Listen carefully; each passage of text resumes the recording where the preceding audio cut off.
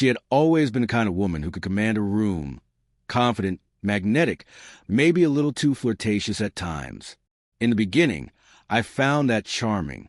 I never imagined that same charm would one day be weaponized against me, used to humiliate me in front of the very people who once admired us as a perfect couple. It started unraveling the night of her office party. Correction, the night she didn't invite me.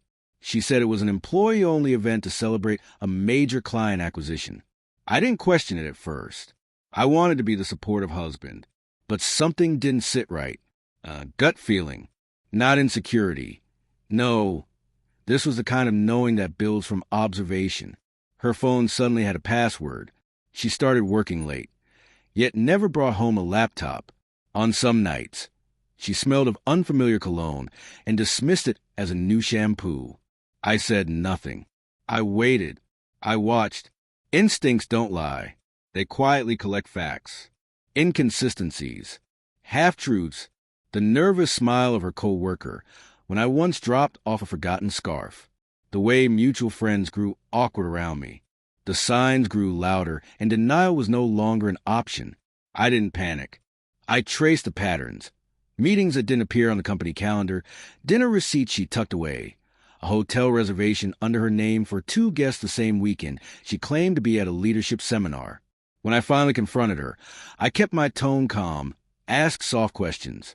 She cried, dodged, lied, pretended I was paranoid. But liars always give themselves away.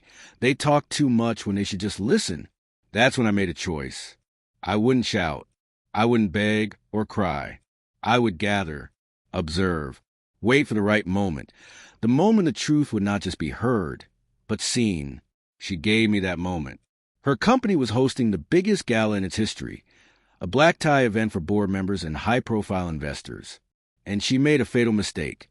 She brought him, her lover, paraded him through the ballroom like I never existed, like I was a phase she had outgrown. But I wasn't powerless. And she had no idea that I had already spoken to the company's CTO, an old university friend. Weeks earlier, I shared just enough to raise flags. Screenshots, dates, questions about expenses and calendar inconsistencies. And that night, as she raised her glass with him beside her, unaware of the quiet storm building, I walked to the main doors wearing the suit she once helped tailor. Uninvited, yet entirely welcome, thanks to a well-timed message from the inside. Our eyes met across the ballroom. Her expression shifted confusion, then fear. Then the CTO took the microphone. Before we continue the celebration, he began, there's an urgent ethics update regarding misuse of corporate resources. The slideshow behind him flickered, then changed. What followed was a visual autopsy of her betrayal. Flagged expenses, fabricated meetings, blacked out names matching dates I knew by heart. And then surveillance footage. Her and him. Hands clasped, lips touching, her work badge in clear view. The room fell into silence. Eyes widened, glasses paused midair. She stood frozen. Her glass trembled. Her lover stepped away like a cockroach retreating from light. And I kept walking, steady, until I stood right in front of her, the woman I once vowed to protect, and said only, "This is a legacy you chose." Then I turned to the CTO. "I think that's all the context your board needs." And I left. Behind me, voices erupted. HR questions. Her desperate attempts to spin the narrative. His denial. But it was over. The illusion shattered. The gallery of truth had opened, and everyone was inside. In the weeks that followed, she faced disciplinary hearings, internal investigations, and ultimately termination. I didn't gloat. I didn't reply to her calls or messages or her long, pleading email, because closure doesn't come from hearing apologies. It comes from refusing to let liars rewrite your story. I didn't show up that night to hurt her.